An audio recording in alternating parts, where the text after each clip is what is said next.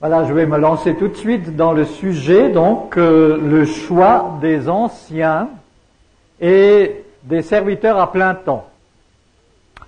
Au sujet des critères pris en compte pour la nomination d'un futur ancien, il suffit de se reporter aux conditions posées par l'apôtre Paul dans 1 Timothée et Tite, et puis dans 2 Timothée et 1 Pierre, Hébreux. Enfin, vous connaissez tous ces passages.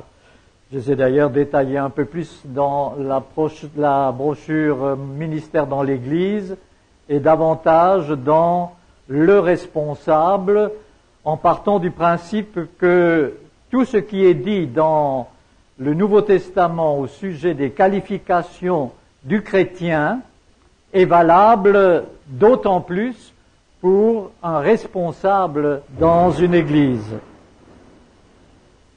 Je voudrais signaler d'ailleurs à ceux qui se trouvent devant le choix d'un ancien ou d'un serviteur à plein temps un travail très détaillé sur cette question des critères de sélection fait par un membre du Conseil des anciens de l'église de la rue du Moniteur à Bruxelles. Il s'agit de Ernest Lignier, L-I-G-N-I-E-R, qui habite 105 rue de l'Infante à Waterloo, B 1410, donc en Belgique. Je pense que c'est lui qui diffuse ce travail, qui est très détaillé et qui s'appuie sur de nombreuses années de ministère. Pour la nomination, il sera important que l'avis des deux parties en présence puisse s'exprimer, c'est-à-dire d'une part l'Église dans son entité et les anciens en place, à moins qu'il s'agisse d'une première nomination d'anciens. Dans un certain nombre d'assemblées et d'églises où j'ai passé, la procédure se faisait grosso modo en 7 étapes, que je vais essayer de détailler. Premièrement, les anciens, prenant conscience de la nécessité d'agrandir le Conseil des anciens, soit parce que l'Église a grandi, soit parce que le nombre des anciens a diminué, pour diverses raisons, communiquent cette nécessité à l'Église dans une réunion de membres en demandant à chacun de prier pour cette question et de demander à Dieu de lui indiquer dans la réflexion le nom d'un, de 2 ou de 3 membres déjà engagés dans une responsabilité qu'il pourrait proposer pour cette nomination, de mettre ces noms sur des billets et de les apporter à la prochaine réunion de membres. Certaines assemblées procèdent plutôt par cooptation, c'est-à-dire que les anciens en place choisissent entre eux des frères qui leur semblent réunir les conditions et avec lesquels ils souhaiteraient collaborer. C'est une autre manière de procéder, mais elle ne me semble pas correspondre entièrement au modèle biblique. Dans Actes 14, 23, nous lisons que les apôtres firent nommer par un vote des anciens dans chaque église. Le verbe que Luc emploie signifie étymologiquement élire à main levée. C'était le mode d'élection habituel dans les démocraties grecques. Cette élection pourrait avoir lieu sur des noms proposés par les anciens, mais je dirais que dans une église qui a déjà une certaine maturité spirituelle, il semble préférable d'y associer les membres dès le début de la procédure. Cela évite au Conseil des anciens de tomber dans ce que John Boyce, de nos frères d'Angleterre, appelait le syndrome de groupe, c'est-à-dire un groupe de frères qui s'entendent bien, ce qui bien sûr est essentiel, qui sont toujours du même avis, mais qui ne se rendent plus compte qu'un fossé de plus en plus large les sépare de l'ensemble de l'Église. Au fond, le Conseil des anciens devrait être le reflet de la diversité infiniment variée de les membres de l'Église de cette sagesse infiniment variée avec laquelle le Seigneur l'a constitué. Dans l'Église ancienne, c'est-à-dire juste après les apôtres, le diaconat était une étape préliminaire à la nomination comme ancien. On s'appuyait sur le verset de 1 Timothée 3,13 qui, en parlant des diacres, dit « Ceux qui s'acquittent bien de leur ministère acquièrent une situation respectée ou un rang honorable. » À mon avis, le diacre n'est pas un frère ou une sœur qui s'occupe uniquement des questions matérielles. Étienne, par exemple, l'un des 7 qui était nommé pour le service des tables, c'est-à-dire pour la distribution des secours, disons plutôt en argent, parce que c'était les changeurs qui avaient seuls des tables aux nécessiteux, a fait le message le plus long que Luc nous rapporte dans les Actes. Philippe est appelé plus loin l'évangéliste. Le diacre est plutôt un assistant des anciens spécialisé dans un ministère particulier. S'il s'acquitte bien de ce ministère, je dirais limité, et s'il démontre une vision des besoins de l'ensemble de l'Église, c'est vers lui qu'il faudrait peut-être se tourner en premier lieu lors de la nomination d'anciens. J'ai souvent donné l'exemple suivant que j'ai vécu durant mes 25 années d'anciennat dans la Bonne Nouvelle de Strasbourg. J'habitais à côté d'un frère diacre qui avait la responsabilité, entre autres, des questions financières de l'Église. Mais lorsqu'il me voyait partir chaque lundi pour la réunion d'anciens, il me glissait un petit billet disant « Vous penserez aussi à… » Et puis il y avait toute une série de questions très opportunes dont il fallait également prendre conscience.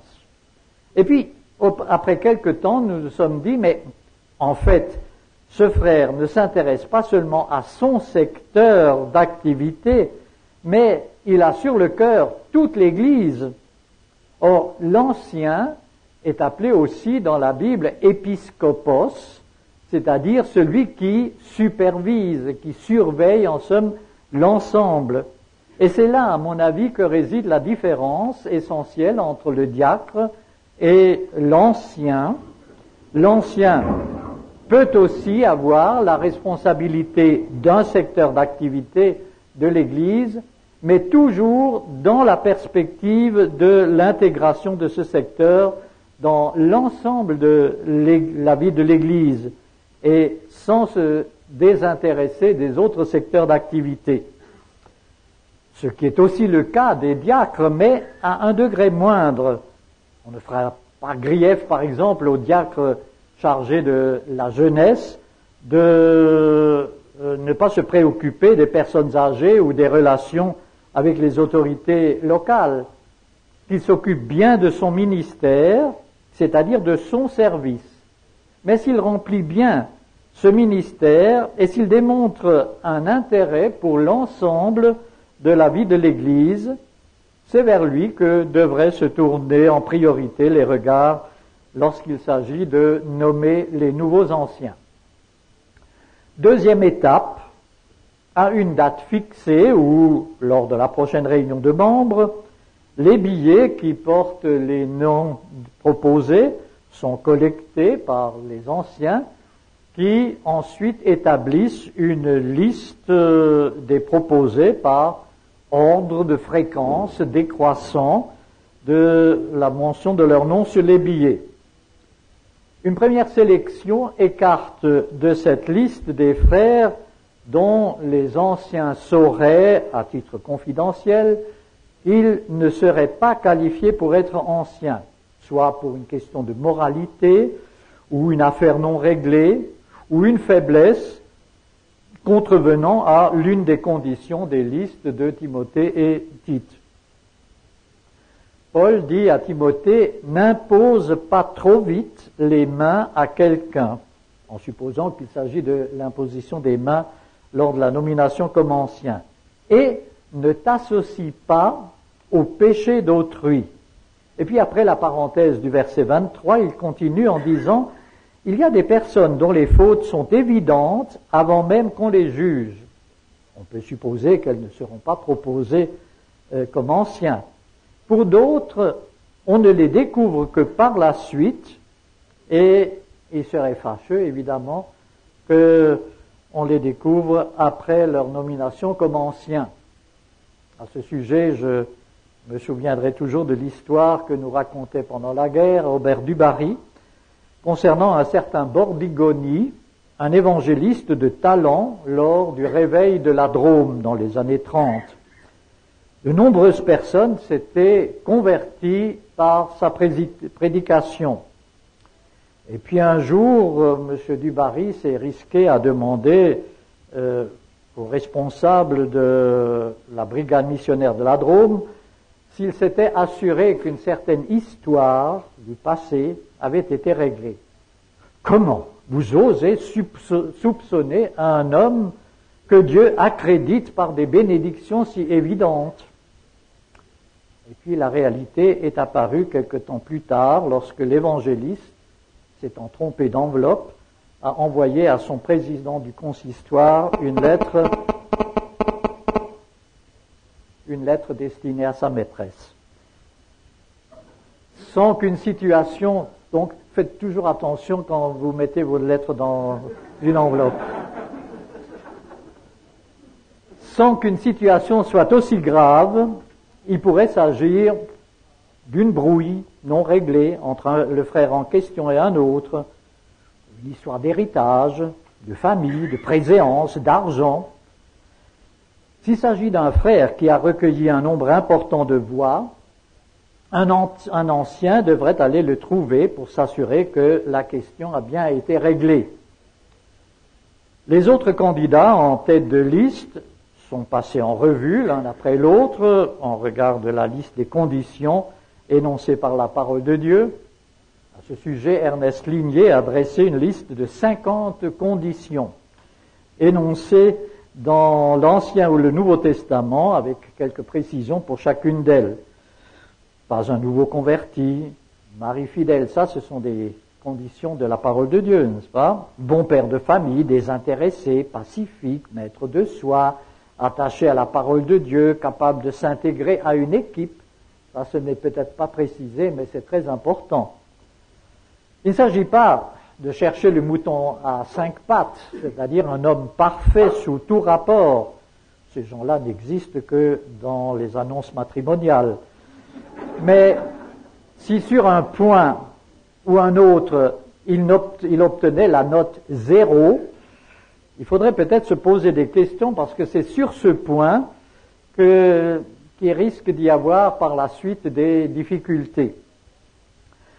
Avant de choisir ses futurs apôtres, Jésus a passé une nuit en prière. Et avant d'entreprendre l'étape suivante, il sera nécessaire que les anciens, après avoir évoqué ensemble les noms des candidats anciens, laissent passer quelque temps pour porter chacun ses noms dans la prière et demander à Dieu de confirmer ou d'infirmer la candidature de ses frères. Troisième étape, avant de publier les noms des presbytérables, il faut s'assurer que les frères en question sont prêts à accepter le mandat s'il leur est confié par l'Église et aussi si leur épouse est d'accord d'accepter la charge supplémentaire que cette fonction entraînera pour son mari et pour elle et pour les enfants. Paul parle de celui qui aspire à être un dirigeant. Il ne faut pas que ce ministère soit imposé du dehors sans qu'il corresponde à une aspiration intérieure chez le futur ancien, à un désir de mettre au service de tous les dons qu'il a reçus. Cet entretien, soit de un, soit de plusieurs anciens, avec le frère en question, permettra de préciser les conditions de son engagement éventuel, conditions spirituelles et morales, rappel des conditions bibliques, Accord sans condition avec la confession de foi de l'Église, sa structure, on n'entre pas dans une Église pour la changer, les objectifs et l'orientation de l'Église locale et des KEF, la pratique du baptême et de la scène, engagement à assister régulièrement aux réunions d'anciens, quelquefois des difficultés lorsque un ancien ne pouvait pas être là qu'une fois sur deux, à la solidarité avec les décisions prises en commun, même si personnellement on n'est pas d'accord. Et cet entretien devrait en principe se faire avec le couple, ou du moins comporter une partie où l'éventuel futur ancien et son épouse sont présents. Parce que la femme aura aussi une part importante du ministère à porter avec son mari. Hospitalité, relations d'aide auprès des femmes, etc. J'ai entendu par hasard ce matin à France Info qu'on s'informait sur les épouses des futurs présidentiables. C'est tout aussi important dans une église. Il faudrait bien préciser que cet entretien n'est qu'un simple sondage qui n'engage ni l'intéressé ni le conseil des anciens. C'est l'Église qui décidera et le frère s'engage à respecter cette décision sans amertume ni ressentiment. Il faudrait d'ailleurs aussi que lui-même ait un délai de réflexion et de prière avant de donner son accord pour être présenté à l'Église. Donc, il y aura une nouvelle rencontre, peut-être avec l'ensemble des anciens, qui pourra être convenue pour clarifier de part et d'autre les questions en suspens. On abordera en particulier les questions chaudes sur lesquelles les avis sont souvent partagés, le rôle du Saint-Esprit, les charismes, les ministères féminins, questions d'avortement, divorce et remariage, engagement politique et social, etc. Je crois qu'il est préférable, comme dans une période de fiançailles, où il s'agit tout d'abord de bien clarifier les positions avant de s'engager. Et il est important que l'épouse aussi donne son accord avec la nomination de son mari comme ancien et s'engage à le soutenir dans son ministère selon ses capacités et ses dons. Le Conseil des anciens devra parvenir à une unanimité au sujet des candidats à mettre sur la liste proposée à l'Église. Je crois qu'il est sage de ne mettre sur cette liste que le nombre de candidats que le Conseil est prêt à accepter comme nouveaux anciens, sous réserve bien sûr de l'accord de l'Église selon la proportion des voix exigées, 2/3 ou 3/4 des voix exprimées.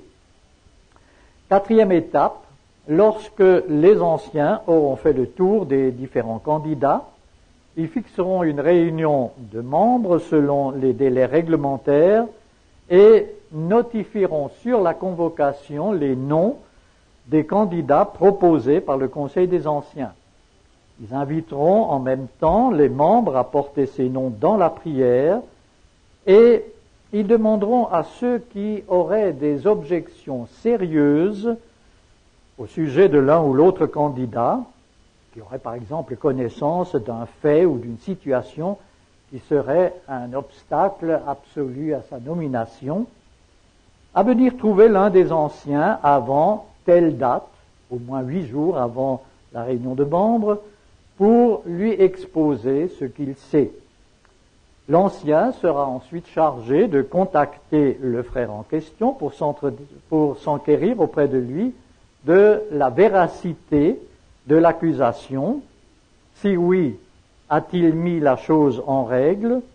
Sinon, est-ce qu'il accepterait d'être confronté au frère ou à la sœur qui a évoqué cette situation? Durant toute cette période aussi, les anciens et les candidats anciens s'interdiront toute démarche qui pourrait ressembler à une campagne électorale dans le monde. Cinquième étape, le vote dans la réunion de membres. Avant le vote, l'ancien qui préside, rappelle les démarches entreprises par les anciens auprès des différents candidats. Il peut préciser si c'est le cas que certains frères proposés, même par un grand nombre de membres, ont préféré renoncer pour des raisons diverses à figurer sur la liste des candidats, ceci pour éviter toutes sortes de soupçons par la suite. Il rappellera également que le vote ne désignera que des frères qui seront candidats anciens pendant un stage probatoire. En effet, dans l'Épître à Timothée, chapitre 3, verset 10, à propos des diacres, il est dit « Il faut que eux aussi, c'est-à-dire les diacres comme les anciens, soient d'abord mis à l'épreuve. Ensuite, si on n'a rien à leur reprocher, ils accompliront leur service. » La durée de ce stage peut être négociée, mais généralement elle est au moins d'une année. Si un débat doit avoir lieu dans la réunion de membres, il se fera en l'absence des candidats et de leurs épouses, mais comme les membres ont eu la possibilité de s'exprimer durant les semaines précédentes, ce débat ne devrait pas être nécessaire.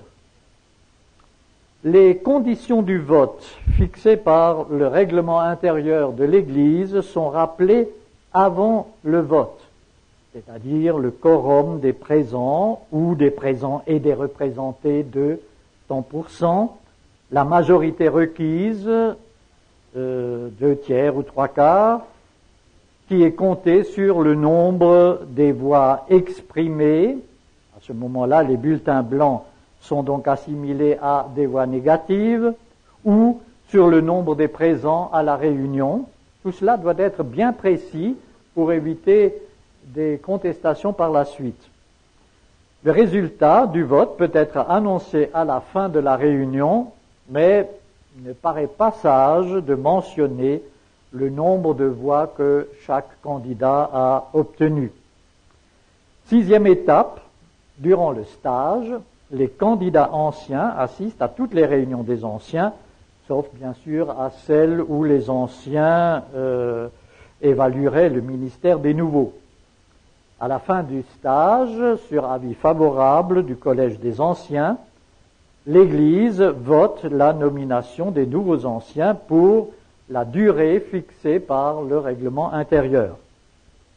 7e étape et dernière, l'installation officielle des nouveaux anciens lors d'une réunion de culte avec imposition des mains. En priant et en jeûnant, les apôtres les confièrent au Seigneur, acte 14, 23. Ou bien à Timothée, ne néglige pas le ministère qui t'a été confié par grâce sur la base d'une prophétie lorsque les responsables, les anciens de l'Église, t'ont imposé les mains. Cette cérémonie, en plus de sa valeur spirituelle, donnera aux nouveaux anciens l'assurance que l'Église est derrière eux dans cette délégation de fonctions, qu'elle prie pour eux et accepte leur autorité. Il sera bon aussi que l'épouse des nouveaux anciens soit aux côtés de leur mari pendant cette cérémonie. Avant l'imposition des mains, le nouvel ancien pourra exprimer devant l'Église, s'il le désire, la manière dont il entend exercer ses fonctions. Est-ce que cette nomination est valable pour toute la vie? Là, les avis divergent. Mais c'est vrai quand même qu'à un certain âge, les responsabilités pèsent plus lourd, on a davantage de difficultés pour suivre l'évolution des conditions de vie et s'y adapter. On est tenté de régler les problèmes selon les normes d'un passé plus ou moins révolu. C'est là le moment de passer les rênes à des forces plus jeunes que l'on aura formées en temps voulu et qui auront pu apprendre le métier en travaillant. Peut-être comme diacre à côté des anciens. Par contre, il serait dommage que toute l'expérience que l'ancien a amassée au cours de sa carrière dans l'église locale ne serve plus. Les jeunes anciens consulteront d'autant plus volontiers leurs aînés que ceux-là auront cultivé depuis longtemps une relation de confiance avec eux et leur auront confié des responsabilités croissantes sous leur direction. Là, l'exemple de Jéthro, le beau-père de Moïse, qui, rappelons-nous, ne faisait pas partie du peuple de Dieu, mais qui a donné un conseil excellent à son gendre, nous montre que nous pouvons aussi nous inspirer des mesures de sagesse que les gens du monde ont expérimentées. Dans le monde du travail, on a fixé partout un âge de la retraite que les gens acceptent en prenant leur poste, ce qui évite bien des difficultés et des tensions lorsque l'intéressé a fixé l'âge ou a atteint l'âge fixé et voudrait quand même continuer à travailler. Parce que prendre sa retraite, c'est d'accepter d'entrer dans la dernière étape de sa vie. Mais l'expérience montre qu'avec l'âge, on prend plus difficilement des décisions. On sait trop le pour et le contre. Mais parfois, il vaut mieux prendre une décision moins bonne que la meilleure que pas de décision du tout. Les mêmes réalités que dans le monde se présentent aussi dans les églises. J'ai vu hélas des frères qui se sont accrochés à leur fonction d'anciens et ont stérilisé toute une assemblée. Je me souviens d'une rencontre d'anciens et de jeunes responsables où ces derniers, les jeunes, proposaient des changements tout à fait opportuns et raisonnables. Et puis alors, tout à coup, un des aînés a coupé toute discussion en disant « Tant que je serai là, rien ne changera. Le jour où je serai au cimetière là-bas, vous ferez ce que vous voudrez. » Seulement, malheureusement, c'est l'Assemblée qui a été au cimetière avant lui. C'était, rassurez-vous, c'était dans un pays étranger, mais c'était une assemblée de plusieurs centaines de membres qui finalement s'est réunie dans le local de l'école du dimanche et puis finalement a vendu le local et les membres se sont dispersés. Dans une assemblée en Allemagne, affligée elle aussi d'un frère veto, j'ai été amené à dire aux autres anciens, ou bien vous passez outre à son veto la prochaine fois si vous êtes convaincus ensemble que c'est pour le bien de l'Église, ou bien alors vous sacrifiez la jeune génération, c'est-à-dire l'avenir de l'Église. D'ailleurs, cela nous pose la question, est-ce qu'il est juste qu'un frère puisse opposer son veto à une décision majoritaire? On nous rappelle souvent que l'Église n'est pas une démocratie, c'est une théocratie. D'accord, mais comment est-ce que Dieu fait connaître sa volonté? Est-ce que c'est seulement par un ou deux frères qui ont une ligne directe avec lui? L'Église primitive semble être partie du fait que tous les membres régénérés d'une assemblée avaient le Saint-Esprit en eux. C'est pourquoi ils ont adopté le mode de fonctionnement des démocraties grecques. Pour des décisions importantes, nous lisons qu'il disait « Frères, choisissez parmi vous cet homme, etc. » Paul et Barnabas firent nommer des anciens dans chaque église. Pour porter la collecte à Jérusalem, on l'a déjà évoqué tout à l'heure, Paul écrit aux Corinthiens qu'il sera accompagné du frère qui a été désigné par le vote des églises pour être notre compagnon. Et c'est dans ces deux derniers passages, Actes 14, 23 et 2 Corinthiens 8, 19, que nous trouvons ce mot de kairotoneo, qui était le terme technique pour les élections à main levée dans les démocraties du monde grec. Bien sûr, l'idéal dans ces décisions, c'est l'unanimité, aussi bien entre les anciens que dans l'Église.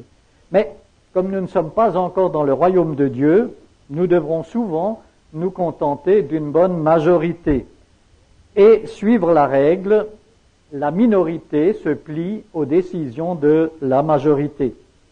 Le livre des Proverbes nous répète par 3 fois que le salut se trouve dans le grand nombre des conseillers. Nous l'avons expérimenté plus d'une fois dans notre Église, entre anciens, où l'un après l'autre a dû se plier à la décision des autres anciens et a dû reconnaître par la suite qu'ils avaient raison. Pour éviter un malentendu entre l'Église et ses conducteurs, certaines églises nomment des anciens pour une durée déterminée, après laquelle ils déposent leur office, mais peuvent être réélus. Pour assurer la continuité de la direction en cas de renouvellement massif, elles décident de réélire le tiers ou la moitié du corps presbytéral tous les 2 ou 3 ans. Dans la Bible, nous voyons que les apôtres ont repris certaines règles en usage dans la société païenne de leur temps, lorsqu'elles leur semblaient opportunes. Ce précédent biblique peut aussi nous autoriser à la même liberté. Les avantages de cette pratique sont évidents. Ce précédent biblique peut aussi nous autoriser à la même liberté. Les avantages de cette pratique sont évidents. Les anciens en place savent qu'ils jouissent actuellement de la confiance de l'Église, ce qui leur permet d'agir avec conviction, et cela évite surtout des positions ambiguës, soit que l'ancien ne sait pas s'il a encore l'appui d'une majorité dans l'Église, soit que les membres se demandent comment faire comprendre à cet ancien qui n'est plus à sa place et qu'il vaudrait mieux pour lui, comme pour la communauté, qui se retire gentiment avant que des sentiments d'amertume ne naissent de part et d'autre. Certaines assemblées ont décidé qu'après 2 ou 3 renouvellements, les anciens prennent un congé sabbatique et rentrent dans le rang, ce qui donne à l'ancien un temps de relâche qui lui permet de revoir la vie de l'Église avec les yeux d'un simple membre. Et cela évite aussi de pérenniser une situation de laquelle, si l'Église n'est plus d'accord avec la manière dont l'ancien accomplit son ministère, on ne sort généralement qu'avec une crise qui laisse de profondes cicatrices et même parfois des divisions. La réélection périodique des anciens peut aussi, dans certains cas, avoir des inconvénients. Il est possible que durant une période de crise, un ancien soit privé momentanément de l'appui d'une majorité des membres alors qu'il suit une ligne biblique fidèle. Si la réélection tombe précisément dans cette période, il sera écarté de la direction de l'Église et ce sera bien dommage pour elle. Mais je dirais que ce cas sera plutôt exceptionnel et l'appui des autres anciens devrait éviter en général une telle situation. D'autre part, toute élection, même dans le monde, risque d'entraîner comme séquelle des sentiments d'amertume chez ceux qui se voient écartés, mais l'Église primitive a pris ce risque. Après tout, n'est-ce pas une occasion pour des frères plus mûrs de démontrer qu'ils sont réellement morts à toute ambition personnelle? Somme toute, les inconvénients paraissent moins importants que les avantages de cette formule, mais quelle que soit la formule choisie, limite d'âge, réélection périodique ou les deux combinés, de sorte que l'ancien ayant atteint l'âge limite d'office ne se présente plus aux élections, elle sera certainement plus favorable à l'Église et à l'ancien qu'un anciennat à vie, car il arrive souvent qu'au-delà d'un certain seuil, on ne se rende plus compte du déclin de ses capacités et les autres n'osent pas vous le dire. La question du choix d'un serviteur à plein temps est souvent encore plus complexe que celle des anciens, parce que des dispositions légales règlent le statut de tous les salariés. Et là, les anciens et l'Assemblée doivent redoubler de précautions avant d'engager un frère. Un ministère pastoral à plein temps a beaucoup d'avantages, disponibilité, compétences, enseignement qualifié, coordination plus fonctionnelle des différentes activités, formation des enfants, des jeunes, continuité. Mais d'un autre côté, le ministère pastoral non professionnel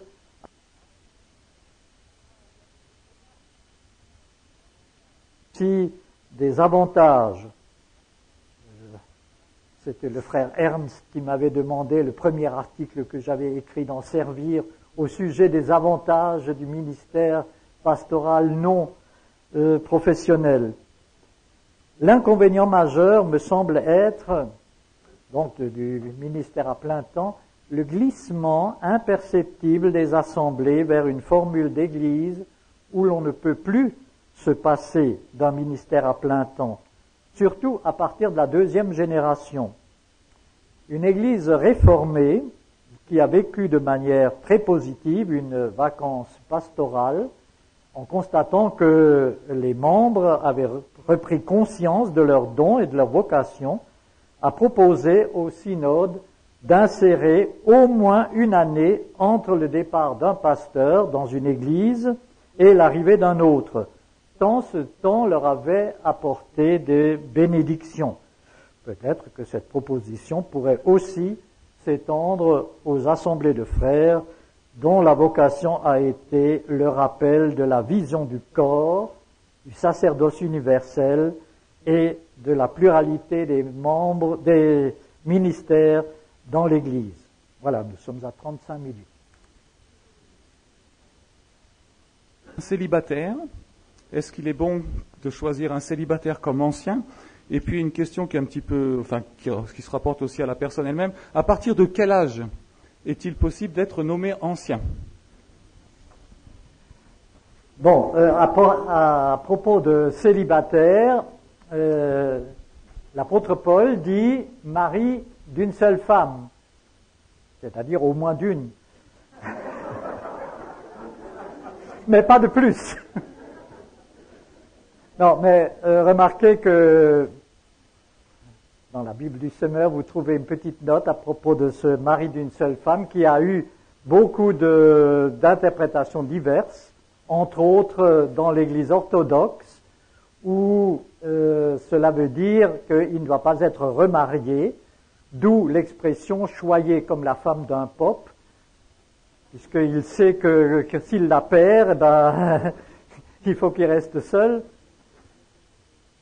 Ou, pas divorcé et remarié, mais on a trouvé cette expression mari d'une seule femme sur des pierres tombales, avec le sens de il a été un époux fidèle. C'est-à-dire, même s'il était marié 2 fois, eh bien, cette expression mari d'une seule femme était quand même apposée. Voilà. Eh bien, je pense que, je ne sais pas si l'apôtre Paul était célibataire ou s'il avait été marié et que sa femme l'a quitté quand il s'est converti ou qu'elle est décédée. Disons, une des choses qui nous fait penser qu'il était peut-être marié, c'est que il dit dans l'Épître aux Galates, quand on condamnait les chrétiens, j'ajoutais mon vote, ce qui veut dire qu'il était membre du Sanhédrin. Et on a trouvé une disposition que pour être membre du Sanhédrin, il fallait être marié et avoir au moins un enfant. Alors, mais on n'est pas sûr de la date de cette disposition, ça pourrait être après la date où Paul s'est converti. Donc, c'est préférable que ce soit quand même quelqu'un de marié, parce que, il aura déjà son épouse à côté de lui qui pourra l'aider dans beaucoup d'aspects du ministère, en particulier pour la cure d'âme auprès des sœurs. Mais, l'apôtre Paul avait aussi un ministère tout en n'étant pas marié. C'est vrai qu'il était plutôt ce que Watchman Nee appelle un worker, c'est-à-dire un travailleur, c'est-à-dire quelqu'un qui circulait entre les églises plutôt qu'un ministère local. Mais il y a aussi des célibataires qui le sont par conviction, selon la parole que dit Jésus, n'est-ce pas? Il y a des eunuques qui, etc., et certains qui se sont fait tels pour le royaume de Dieu. Il ne serait peut-être pas juste de les écarter de l'anciennat s'ils ont prouvé qu'ils savaient être de vrais célibataires. Alors, comme le mari doit être fidèle, qu'eux aussi puissent être fidèles à leur vocation. Ceci pour cette question-là. À partir de quel âge? Ça dépend tout à fait de l'âge moyen de l'Église. J'ai vu par exemple une fois une église où c'était un ancien groupe de drogués, etc., qui s'étaient convertis en masse. Et le plus ancien d'entre eux avait début de la vingtaine. Il était ancien par rapport. Et nous, quand on avait notre groupe de jeunes pendant la guerre, et même après, quand on s'est fixé à Strasbourg, nous étions tous début de la vingtaine. Et il a fallu quand même des anciens, donc on a choisi des anciens de cet âge-là.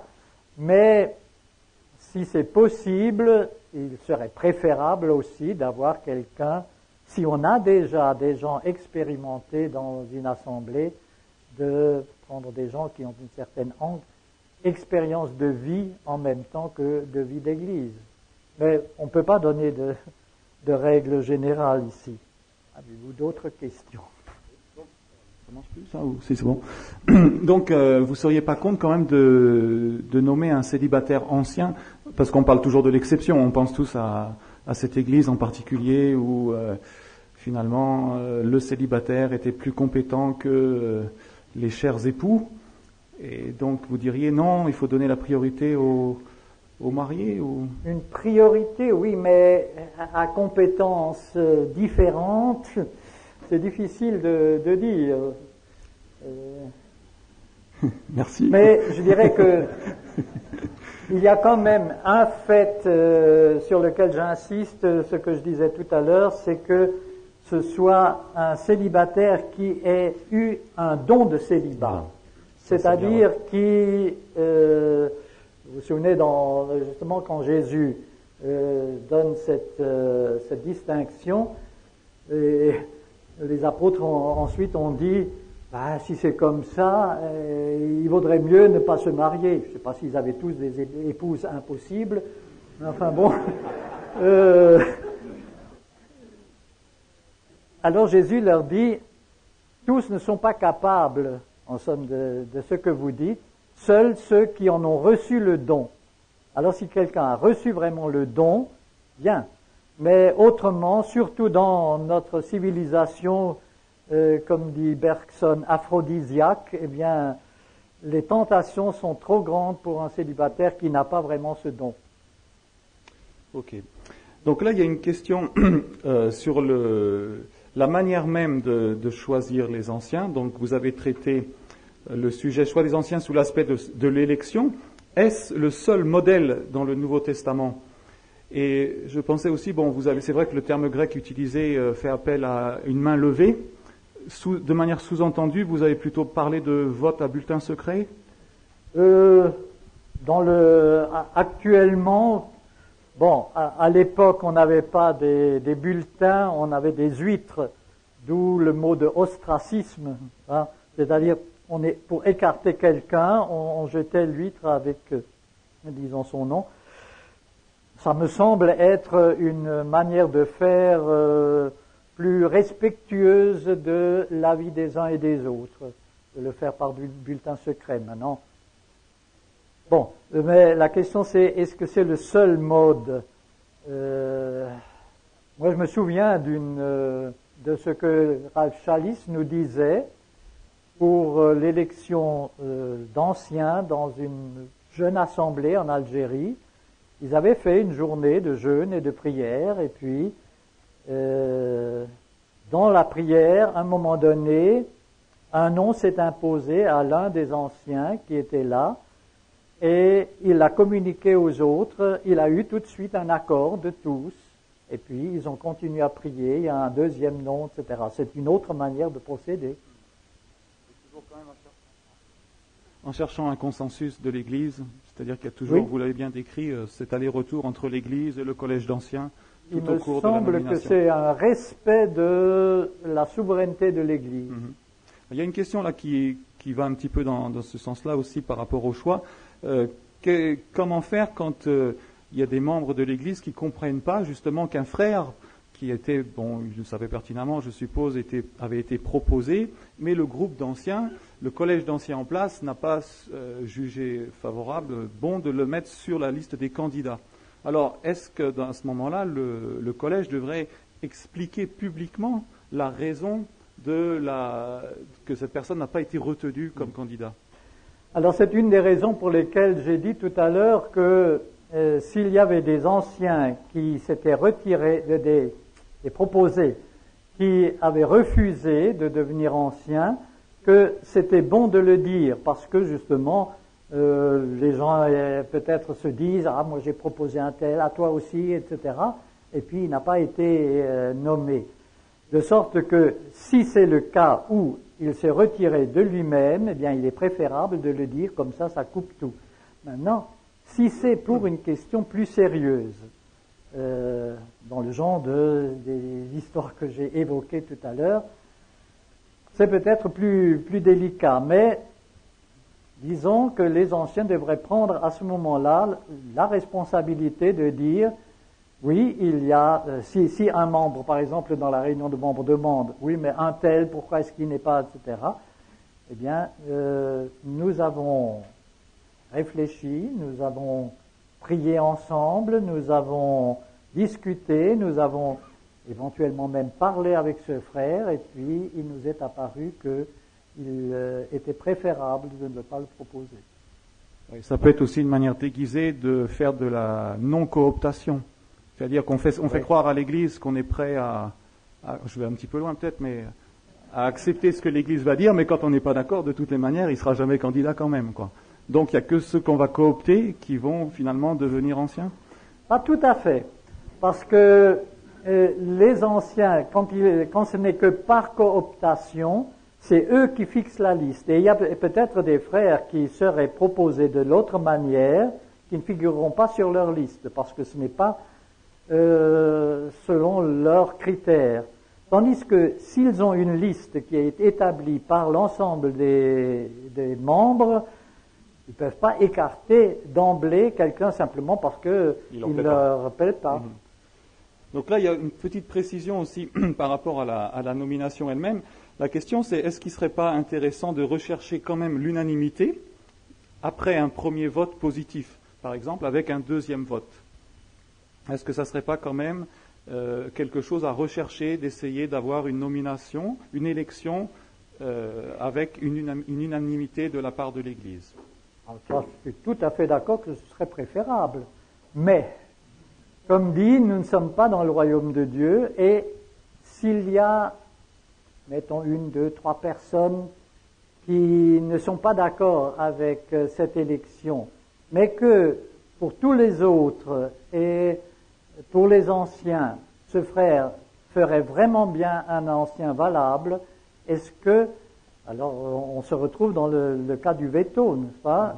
Est-ce que c'est juste de priver l'Église d'un ancien valable parce qu'il y a quelques-uns qui ont quelque chose dans le nez contre ce frère-là? Je pense que c'est très bien dit.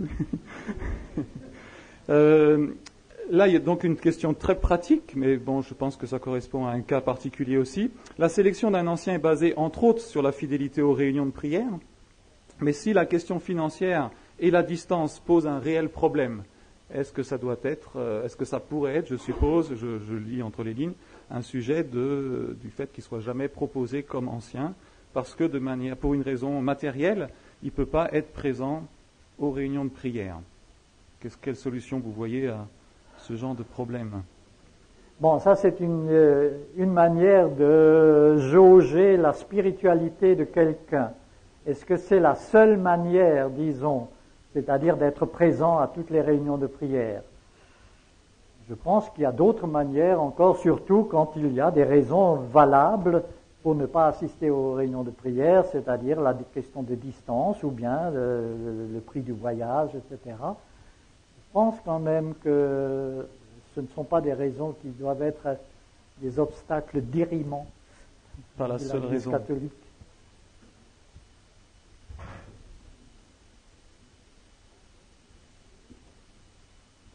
Alors oui, c'est vrai que vous avez beaucoup développé le choix des anciens dans une église déjà constituée avec un conseil d'anciens en place. Donc, est-ce que vous auriez aussi des étapes, des manières de procéder pour un poste pionnier où il n'y a pas d'élection, il n'y a pas eu d'anciens, il n'y a pas d'anciens nommés en place? Quel conseil pourriez-vous donner dans cette situation pour une première élection d'anciens?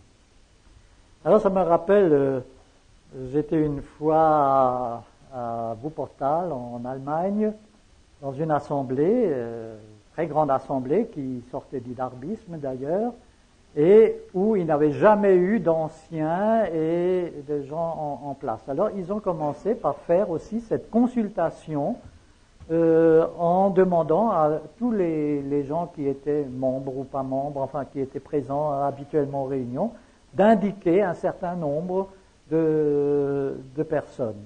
Et il est apparu un nombre assez important, et puis c'est, disons, ceux qui de toute façon étaient quand même, disons, les gens qui avaient la responsabilité de cette assemblée, qui ont choisi dans ces personnes-là les gens à proposer à la nomination, de sorte que ça ne change pas beaucoup avec une assemblée qui a déjà des anciens.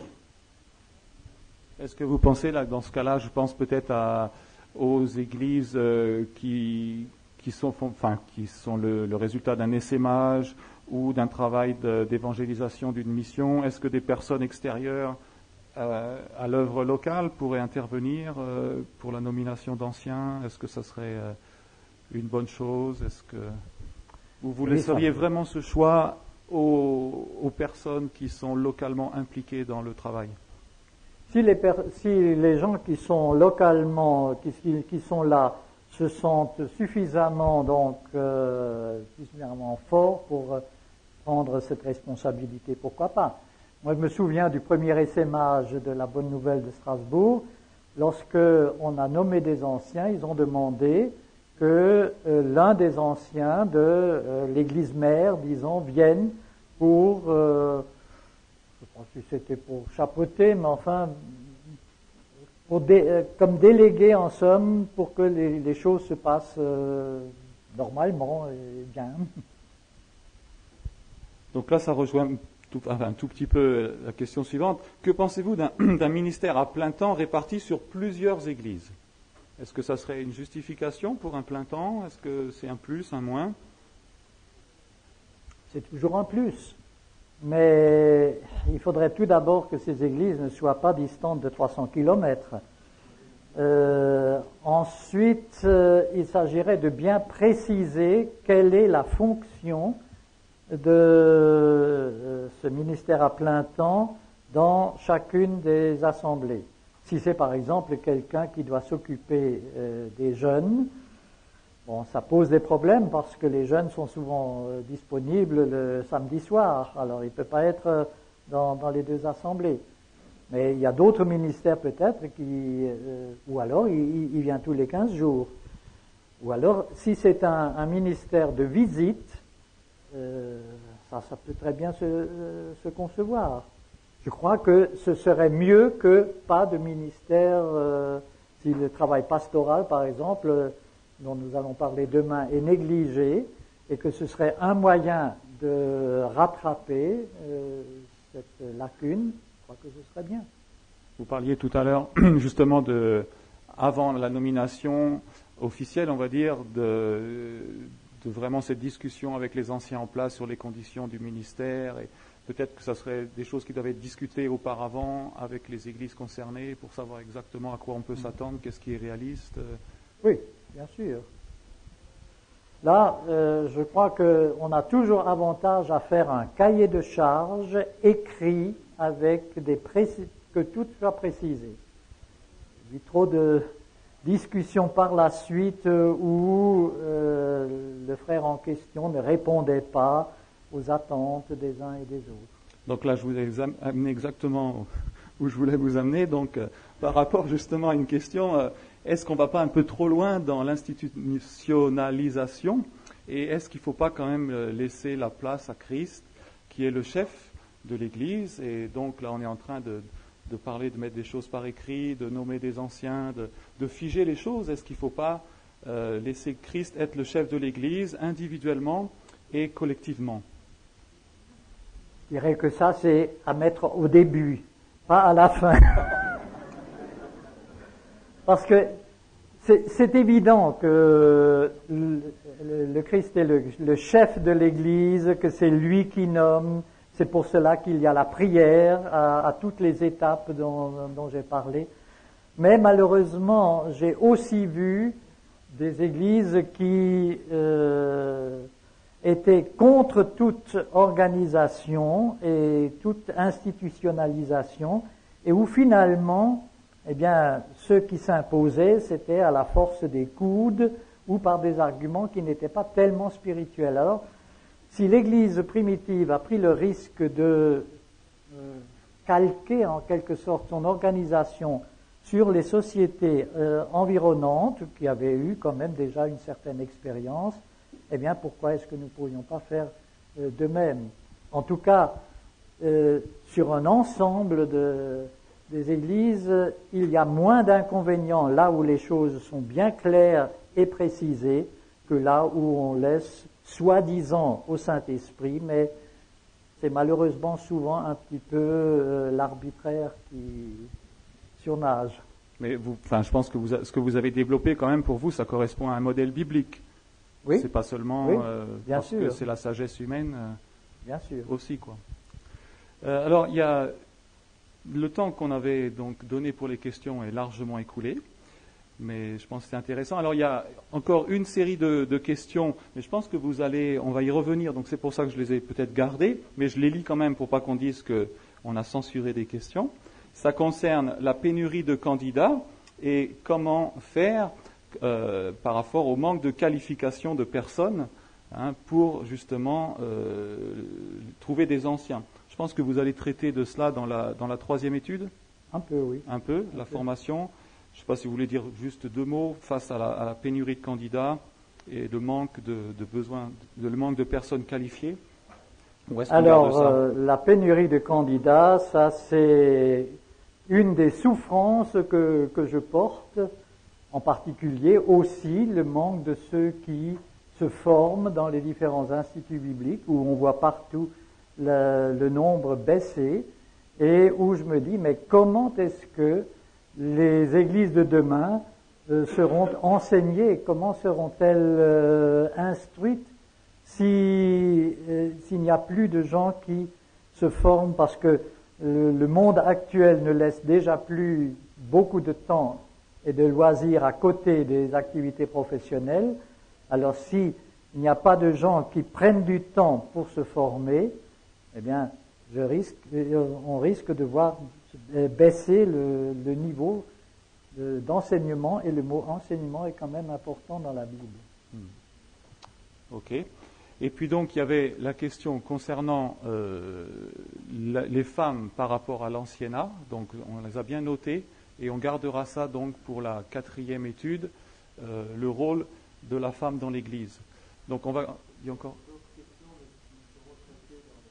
Ok, donc d'autres questions à venir qui seront traitées dans les prochaines séances. Donc je pense que les questions, elles peuvent continuer à venir pendant maintenant en dehors des séances, et on essaiera de traiter le maximum de questions. L'avantage qu'elles soient écrites, c'est qu'on peut les regrouper justement pour être le plus efficace possible dans la manière dont on va répondre à ces questions. Je vous propose qu'on prie. Il y a quelques annonces et puis on s'arrêtera là pour ce soir.